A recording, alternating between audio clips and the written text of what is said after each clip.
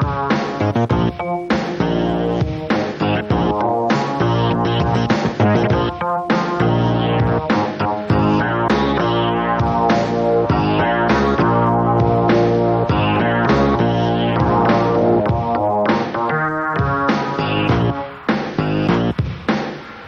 all set.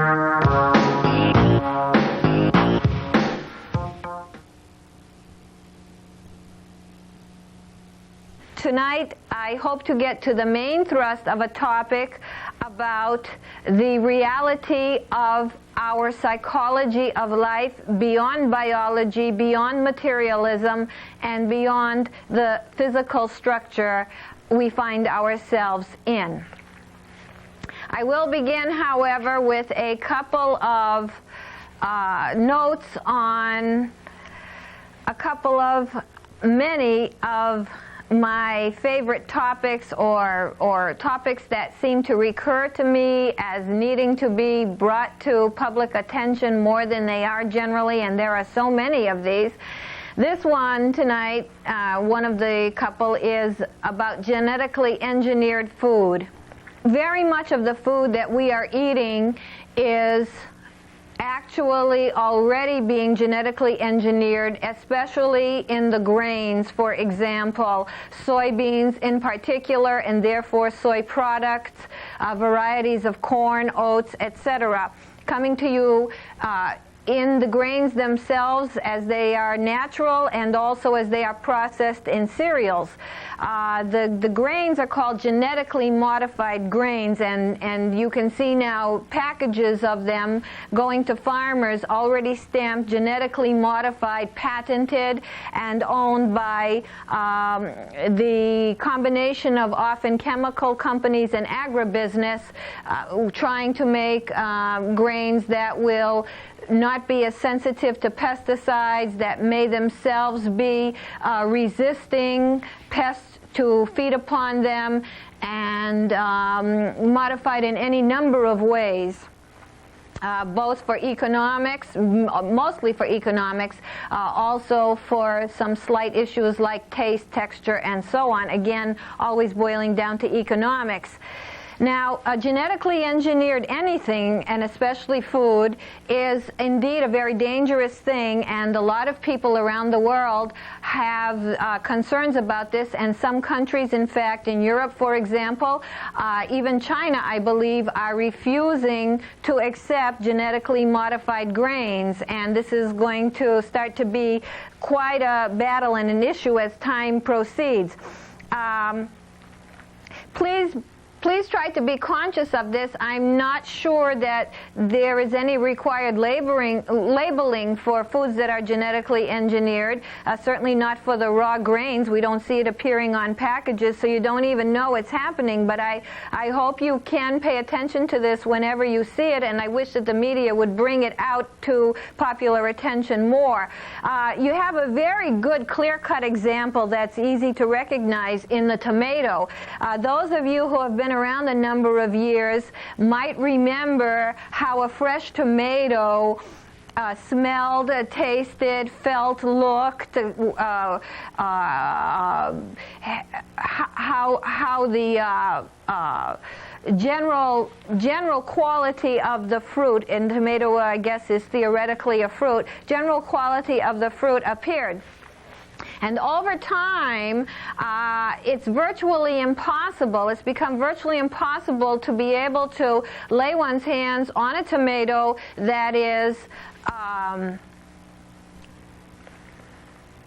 fresh from the garden, that has that smell as a natural tomatoes used to have, unlike any other, that is so pungent and aromatic, that has a certain ease of biting into it, is not like a ping pong ball, is not mushy, is not sort of hard and durable, is not like picture perfect, like a picture that's been commercially taken photographically for a magazine. You will see, if you think back, over the years, steps over time in which the tomato has continued to be genetically engineered, hydroponically grown, etc., and the nature of the very fruit itself is drastically changed and probably will continue to change, and ne'er can we lay our hands on, as I said, the fresh, pure, aromatically perfect tomato of yesteryear that would grow in our gardens. Another reason for genetic engineering, too, would be to make these fruits that are picked last an awfully long time so they can be stored and projected and marketed over long periods of time, which is not good for the food itself and is not good for us eating the food, genetically engineered or otherwise. It's not for us to tinker, and I don't have time to go into a whole deep discussion of this evening, but certainly it's not ours to be tinkering with life, probably. Our reason for being here on earth is not to be tinkering or perfecting, especially for those among us who might believe in the Bible, in some kinds of religious philosophies and other philosophies. You will see that supposedly the earth is made to be kept, to be protected, to be stewarded, made by supposedly an omnipotent force. I'm not saying that is so.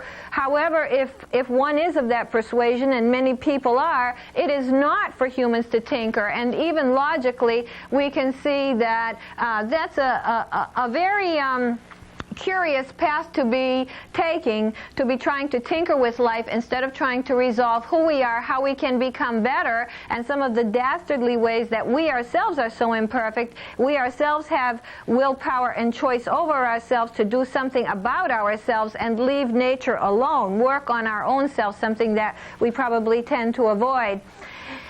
And talking about working on ourselves, what we really have still today and over many centuries is war, destruction, despair, fear to a great extent, and many kinds of unfairnesses and imbalances that keep us in rages and in sufferings and in misconceptions and discrepancies about how to go, what to do, and how to cope with how we feel. And if this is the case, and if these are the true imperfections that set us off balance and keep us in perplexity all the time, isn't it time to look at those very difficult, hard meanings and viabilities in life and be addressing those and hardly be tinkering with natural organisms and natural life itself?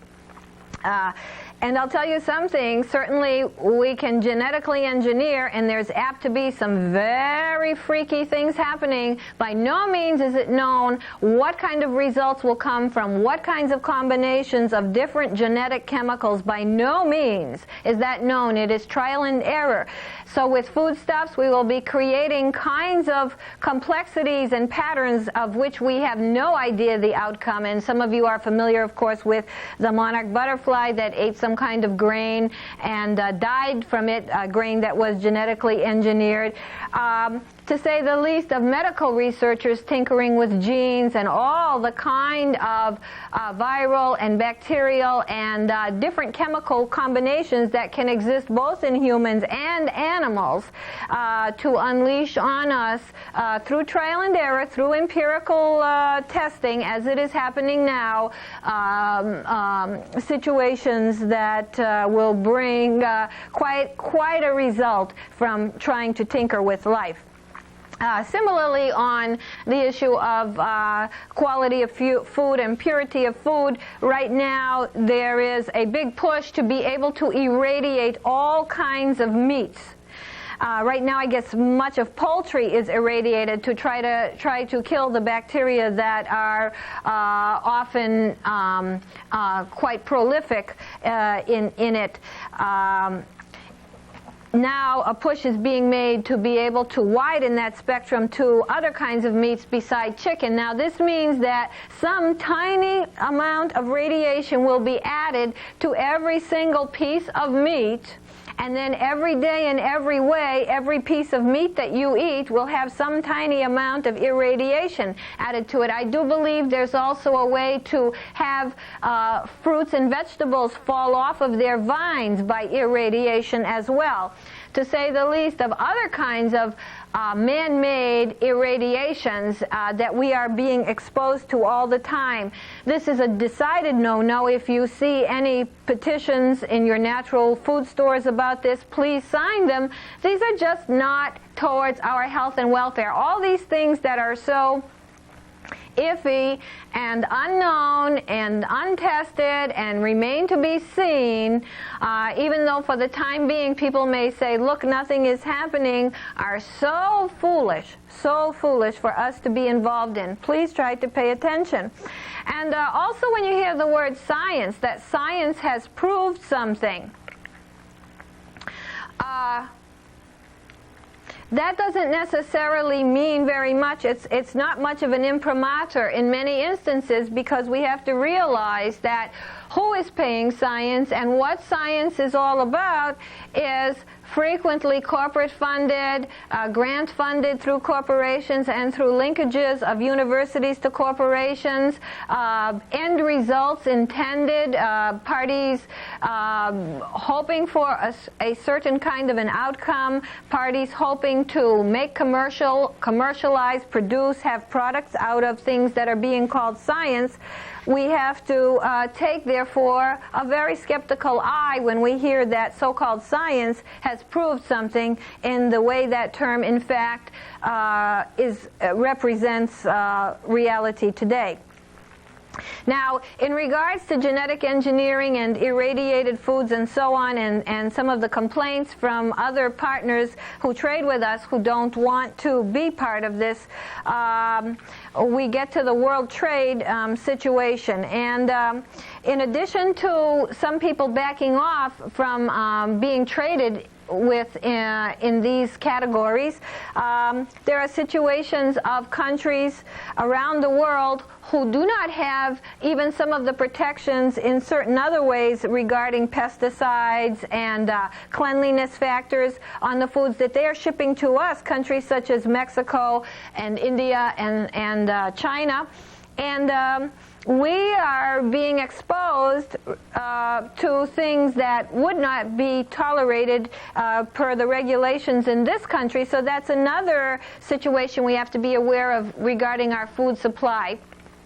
That the importation of produce and meats and so on that do not meet our standards, and vice versa, us trying to export produce and meats that do not meet other people's standards. And I have to say here, the question of why some people are so opposed to world trade proceeding the way it is right now, and why some people have been protesting, because so many of the things that are being traded are things that could be locally produced, things that in no way kind of logically even need to be coming from afar, such as apples from New Zealand and cloth from India and so on. And frequently what it boils down to, especially when the proper regulations to all parties involved are not put into place, is that what it's really doing is giving corporations a leg hold in areas where things can be produced without the regulations or without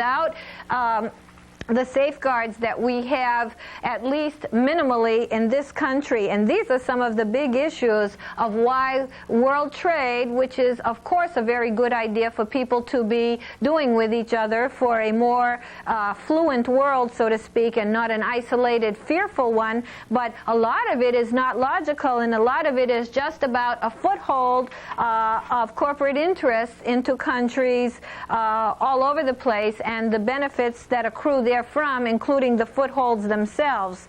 And so many things, furthermore, especially produce, should be fresher, should be locally grown. Farming should be returned to small-scale agriculture by farmers who know the land and live the land. And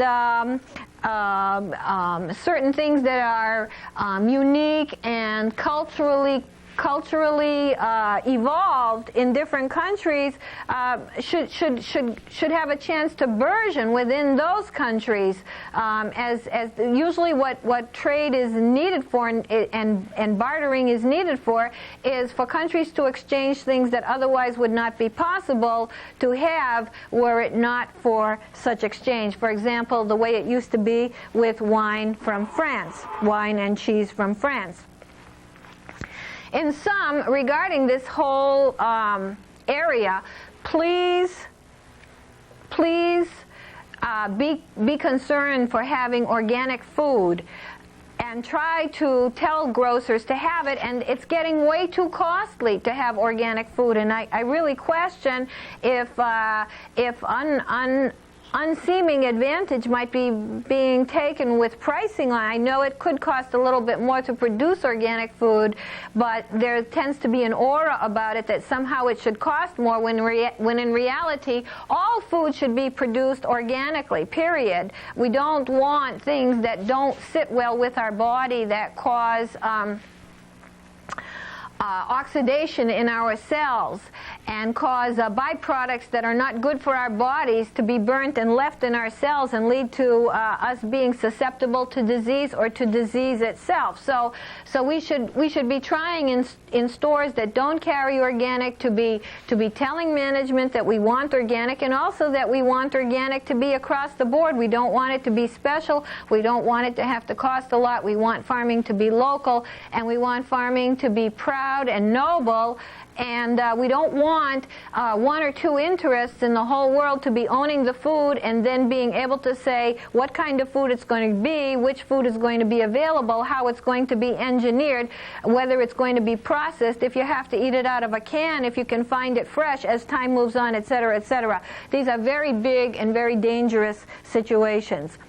Secondly, I want to make a quick mention about the charges on the telephone bill, which I bring up from time to time. There are two new added charges of late, supposedly mandated by the FCC, as the saying goes. And one of these is initiated so that there will be more internet and more telephone and other kinds of communication infrastructure to the rural areas and the economically needy areas. This charge up till now, which is called the local service subsidy, the subsidy charge, which would appear on your long-distance carrier bill, is 4.5% to your bill, a hefty fee to be sure. I just got a notice from my carrier that this is now being raised as of this month to 5.95%. Pay attention to these things. There's more to come. If you have a nickel in your pocket, there are marketeers out there finding ways to get that nickel, and corporations always need ways to grab more of the customer dollar and continue the urgency of growth. Our main topic for this evening is about the psychology of our being and the pervasiveness of it, the thoroughness of it, the absoluteness of it, the fact that it is all that there is when you get right down to it, in the beginning and in the end, as long as you are alive. And one of the reasons that I'm compelled to talk about this is because sometimes I start reflecting that I hear so much, or attitudinally I see so much focus on our biology, on our physical nature, on our chemical constituents, on our genetic makeup, on the material world that we live in, and everything is sort of shunted aside from the reality of living experience. As Jean-Paul Sartre would have had it, the nausea of living experience. In other words, what he had to go through, or anyone has to go through deep down inside in trying to be alive, the inner struggle, the pain, the suffering, the endurance, the doubt, the worry, the uncertainty, and the psychology, no matter where one sits, what one's doing, if one is asleep, if one is awake, that is with us. It just in being alive, the sentience, or the active organismic response whatever way you'd like to call it, our psychology, your psychology, my psychology, the magic that these words are coming out to you, that they may mean something, that you're not a machine, that somehow your brain or you are able to take them in, but not because if I just opened your brain and took out the cells and put them on the table, I could say this is how it's done. No, because there's some evanescent magic that happens of being alive that is your psychology, the reality of experience, what's known as behavior, what the Greeks called soul, which is the derivation of the word psyche, and not psychic. Please don't confuse any of this with psychic. Now, so we are not our genes, and we are not some kind of distant travelers in outer space who can avoid coming to grips with what we are here down on Earth. We are totally psychological, and by that also I don't mean perplexed or psychiatric or pathologic.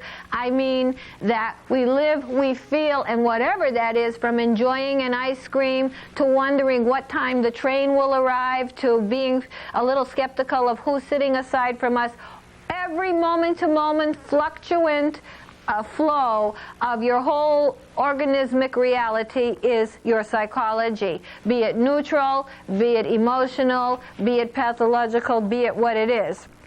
It is the reality of life, and it is the reality of being. Beingness versus nothingness. Again, to quote Sartre, being versus nothing. Right now you are being, you are alive. There is an isness to you, to quote President Clinton.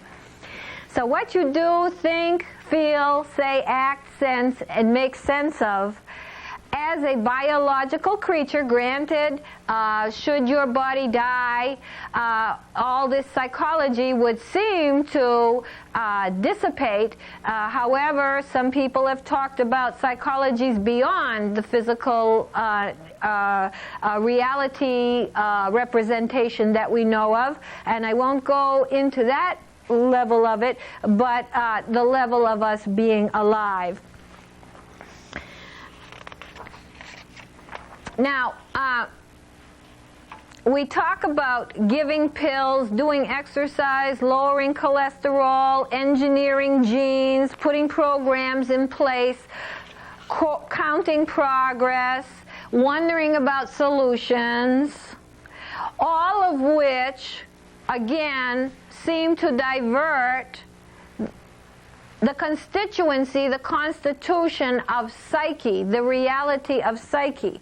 Back to why I choose to focus on this topic at all this evening, to bring us back into the personal and interpersonal field force, if you will, of psychology and being alive. Regarding the physical reality, we try to manipulate the physical reality, and we have done what some people would think is stunning work in manipulating physical reality by putting rockets in outer space and so forth. We think that we're going to learn the secrets of the brain. However, in learning the secrets of the brain, we will never learn the secrets or the not-so-secrets of psychology of the living experience of being versus nothingness. And we extend reams of data and processing all the while, in every way, in every day, and yet during all of this, even while we're taking care of the reams of data, sitting at our computers, thinking about how we're hungry, what to do next, how we're going to beat someone to the punch, if our children are okay in the daycare, how there's a slight pain on the right-hand side, be it whatever it is, the flow of consciousness all the while is with us and is far more primary, far more primordial, far more fundamental, far more real than anything else we can ever know. A kind of subjectivity as the closest realist experience we can ever know. But with this focus on the data, on the physical reality, on genetics, on taking pills, and so on, we disavow the suffering of mental stress, of pain and disability. We try to divorce ourselves from it. We don't immerse ourselves in it. We don't handle ourselves through it. We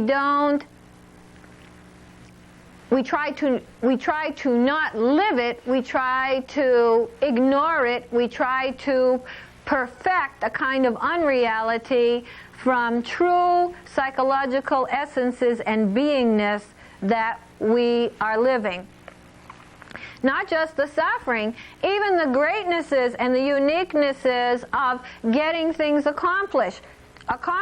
Small things like being on time somewhere, or having a new hairstyle, or having our children be grateful for something we've done for them in a small way, or communicating a little event that happened to us at the office, or putting our makeup on in a way that we really enjoy. All these greatnesses moment to moment in the fluctuant field of consciousness are the closest truth of us as experiencing beings, is our subjectivity, is our reality, is better not being denied, avoided, divorcing ourselves from. And what we're really talking about here is meaning.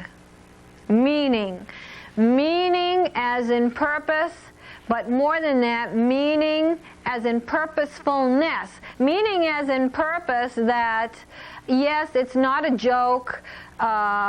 You're not just an object watching life go by, a non-entity, if you will, but that underlying that you even stay alive with realizing it or without realizing it is a purpose to keeping going, to moving forward, even without consciously thinking about it. And further than that is a purposefulness, in other words, the motivation of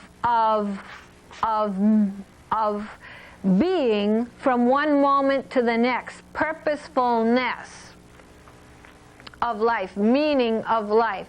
Not the big significances, not the big charity drives, not the great organizations that we can represent and work for, even those being basically divorced from our primary subjectivity and psychology, but the raw guts of getting up, brushing your teeth, gargling, dragging your slippered feet to the kitchen, finding an Eggo. Don't eat Eggos, by the way. They're very fattening, and you can do much better with a whole grain or natural rye bread with natural butter, and not the corn syrup. Also, some hopefully organic berry juice or maple syrup, which is very expensive, unfortunately, and it shouldn't be that way because everything that's processed is relatively cheaper but getting more expensive, and anything nice and pure is getting more expensive. Meaning, yes, meaning to life, relevance, groundedness, connectivity, a sense where you don't question, what the hell am I doing here, where you're not in a void, where you're not feeling estranged, where you're not wishing you were not here most of the time, where you're not having tremendous difficulty just keeping it going, doing what you have to do. An ongoing gestalt,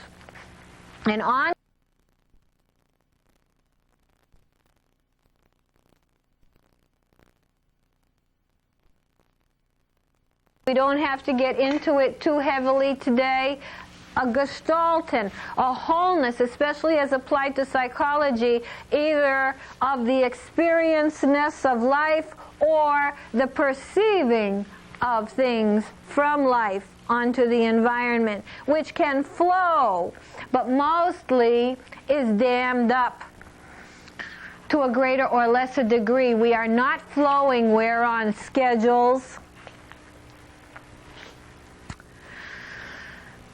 we're robotically moving one task after another, being exhausted at the end of a string of tasks every day, running on our pedals faster and faster and faster. Now, contrary to biology and kind of pegging life to biology and using it as a framework for so-called understanding, or more, shall I say, boxing it as biology, cementing it and curtailing it as biology more than anything, environment, and we have to understand the meaning of that word. Environment controls and conditions and affects behavior. Environment, in this subjectivity, in this behaviorismic panoply of being alive, environment conditions, affects, and controls behavior such that, which I'll label as B,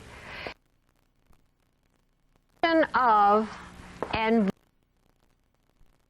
sense of the word. And when I say environment, I don't mean a bad life, a single parent, economic depression necessarily. Those things can be in there, but rather I mean everything which is so complex, and we can't get into that here: financial, social, sexual, political, cultural, commercial, natural, fast, slow, modern, grounded, full, lonely, stressful, relaxing, nearness, farness.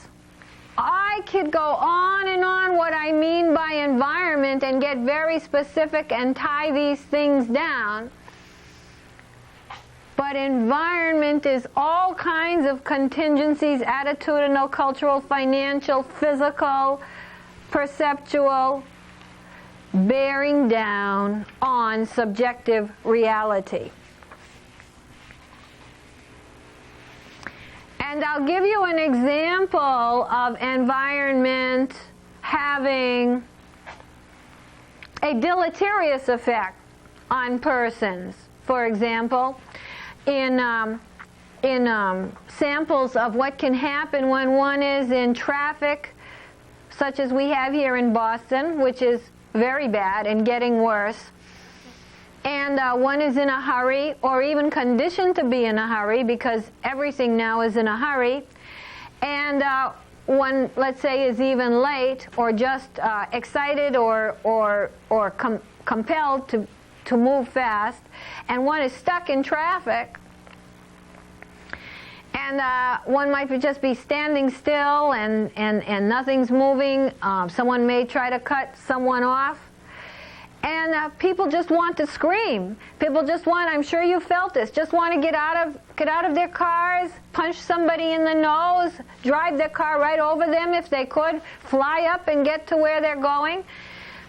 These are realistic, environmental, behaviorally speaking, contingencies that are boxing people and frustrating them such that the net result, no matter what kind of great world we're talking about, the net result under the most extraordinary circumstances, like having won the megabucks for $1 million that particular day, but under any other constellation of situations, including good moods and everything one might be in, these kind of contingencies, this kind of contingency, for example, would generally increase the probability of higher blood pressure, aggression, and a yearning to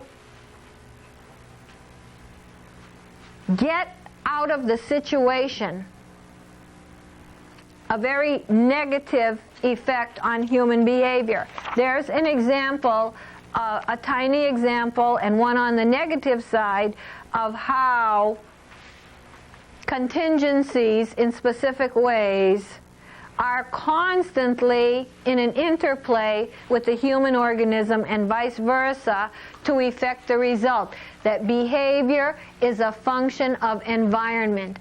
And it just so happens in current times, behaviorally, we're putting ourselves in a lot of situations by the way we run our culture, or don't think about it, where the results we're going to get in our behavior of necessity, no matter how much you might try to talk against them, how much they may be against the law, of necessity are going to elicit and provoke what is traditionally called the worst in human nature. Let's take another example. Let's look at children watching video games that have Mortal Kombat in them, blood, guts, strategies where one is to kill most number of people in shortest amount of time, in keenest way possible. Pair this, and behavior is very complex. There's in environments, there's many, many offshoots of and levels of how environmental features are interacting to create the moment, the field force, if you will. Pair this with young minds, even older minds, where there is also a lack of fittedness and connectivity and daily ongoing implicit guidance of where one should be going and how one fits with the individuals around him or herself. Pair those two together, and certainly you are setting up an environment for behavioral outcomes, the likes of which we are seeing, unfortunately, at our schools and other places. Think, on the other hand, of corporate environments which of themselves have huge atmospheres and overall climates that they give. And you'll notice different corporations and different kinds of businesses and different kinds of leaders in different businesses instill or perfuse from the top down and sideways kinds of vibrations, shall we say, mood states in whole corporate structures. Think, however, of a corporation which has very relaxed dress codes and is trying to engender the artistic side of people. You would have, for example, a mood shift on certain kinds of parameters.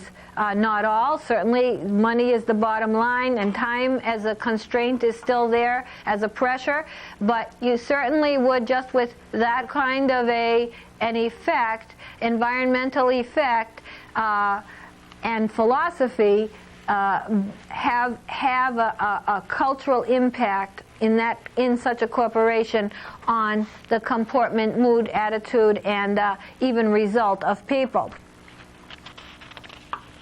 I was listening to someone last night tell an audience how to get rid of people when you're in a corporation that you don't want, that you're talking to on the phone, who are stressing you. And he said his game is to suddenly start laughing and then hang up the phone. Then the people think that he was like laughing for some other reason and maybe got disconnected. They call back and they say, oh, we got disconnected, because they didn't know that he was responding to them, and then he starts laughing again and hangs up again. And you see, that's the cold environment we're living in, where you give, it's kind of a Columbine thing, you give a double whammy.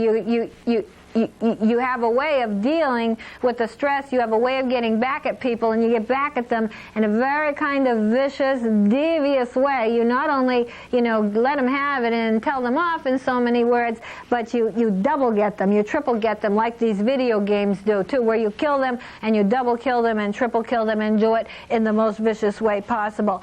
New nuances of behavior from new kinds of environmental stress and contingencies. And when we're on the subject of people responding in corporate environments, I'm always noticing for the greatest percentage of time how operators who are answering 800 inquiries, 800 number inquiries, seem to love to not give you the information, or are happy if the number you're asking about is not listed. And they do it in a very staid way. They don't say, ha ha ha, the number's not here. They just go, I'm sorry, that number's not listed. And it seems like they hope you would say, oh damn, we'll try something else. And so then the counterpart to that in this Cold War of behavior and environment is to not be upset, because that would be satisfying the kind of aggression that's coming out of those people working in the 800 directory exchange. Now, the complexity of environment is multi-ordered and layered. It's also sequential.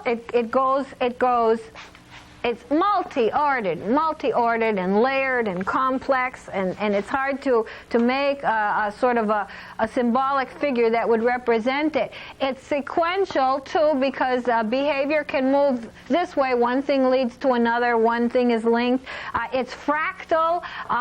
It can move in, so to speak, unpredictable or unlinear and uncanny ways. That don't have a particular repeating or set pattern. It's clustering types of behavior and types of environmental factors cluster together to effect whatever is coming out in behavior. And it's also can be looked at on ordinates. I don't have a third dimension here to draw one that would be deep. And it's also a matter of vectors, that behavior has a charge to it, and the environment can influence the thrust of the compellingness, the impulse of behavior, if you will, out into space. So it's such a complicated subject to break apart what is really meant by environment, and for that matter, what is really meant by behavior, to include mood, to include speech, thought, things that are being felt and said, motor behavior, walking, moving, dancing, wishing, hoping, just thinking, just have it, just your mind, you're sitting on a subway train and you might not even be aware, and your mind is tripping from one little thought to another. That's behavior. Behavior tags and clusters on itself as well. So behaviors pile up on each other and attach to each other and congeal and move in and out of each other in a dynamic way, as well as like accumulate together and build. For example, in issues of rage, many kinds of experiences can feed into ultimate results, clustering together, or early life experiences can build into displacements of what happens later in life. Feeling cheated when you were little, or needing to be more dependent on somebody and not being able to, can later result in an altogether different kind of behavior where, for example, when you're ill, you want everybody to know it and yet won't let anybody per se take care of you. Could be a complicated clustering of life experience, multidimensional, leading to any behavior that we see in front of us. Now, if environment is behavior, if behavior is a function of environment, and if behavior is psychology, and if psychology is subjectivity, and if subjectivity is the only thing you will ever really, really know, because it's what you really are, and you can know it with honesty of being honest in one's character, or not honest with oneself, but whatever the subjective experience is what you're going to know, however you are. If that is a truth of that it is real, and that it is primary and fundamental, and not biological, and not physical, but metaphysical. If that is so, then we have to ask, what are we pouring into our mental and conditioning psychological diet? We have to ask, because behavior is a function of environment.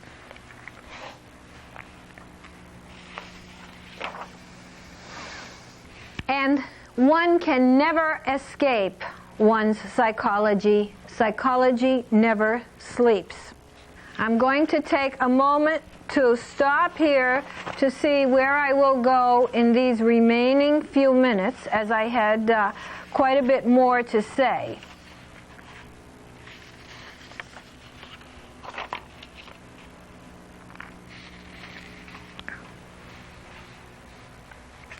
I will repeat what I said to you earlier, too, that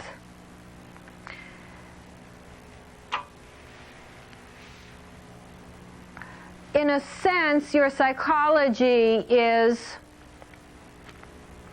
effectively consciousness, although sleep is psychology and hypnotic state is psychology. Being in a state of dementia is psychology. But so consciousness is not exactly identical to psychology. And consciousness of our psyche, ourselves, our mind, our environment is to a greater or lesser extent in the foreground or in the background.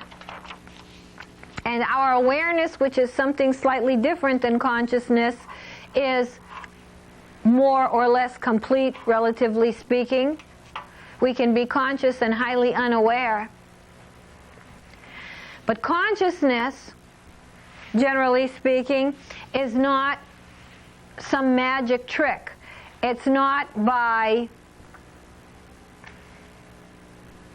a fluke, it's not by a variety of chemical combinations, and I will grant you that as far as we know, no chemistry, no consciousness. Not necessarily. I know there are theories even from physicists that there are consciousnesses beyond, or there are possibilities that derive beyond what we know as the manifest physical structure in front of ourselves. But what I'm trying to say to you that a cell, a body, an organ, a chemical, is not a thought, is not love, is not a wish, is certainly not an attitude, is not a culture, is not a dream. Think of the videos that you get to self-project in the nighttime, in living color many times, all in your dreams. Is not a fantasy. I cannot go into your brain and take out your life experience per se. I can take out blood and neural tissue and put it on the table. In other words, biology does not equal psychology, and vice versa. Psychology does not equal biology.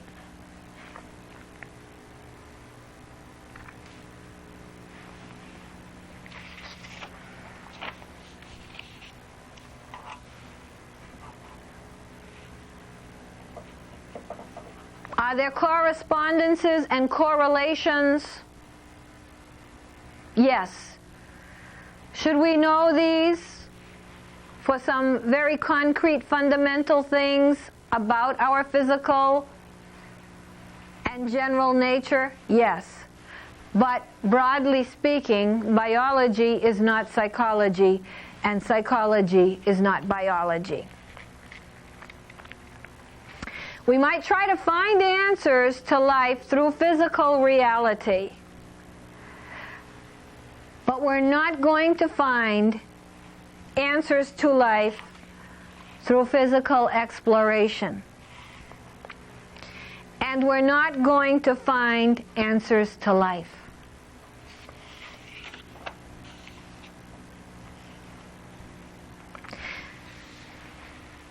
We can know more about ourselves psychologically, not to be some kind of brains, not to technically work on small facets of what we are, but to come to some grips with the beast within, if you will, with the needs, with the humanity. We can find the nature of the physical universe, but we can't find meaning or why. And we're not going to be a controlling omnipotence.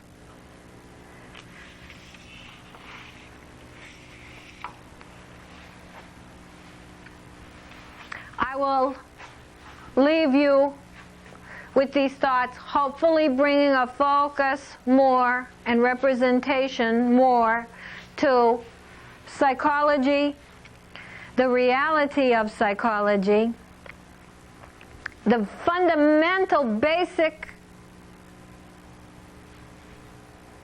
truth in the sense that it is real, not in the sense that it may be ultimately what is true that we can all come to know, but that it's true that we are our psychology and that we can never escape it, and that perhaps we should be doing more to be what we really are in a freer, truer, more natural way, instead of becoming divorced, separated, monetized, physicalized, biologized, geneticized into oblivion, while all the while remaining human with the emotions, with the opinions, with the essence, with the being, versus nothingness.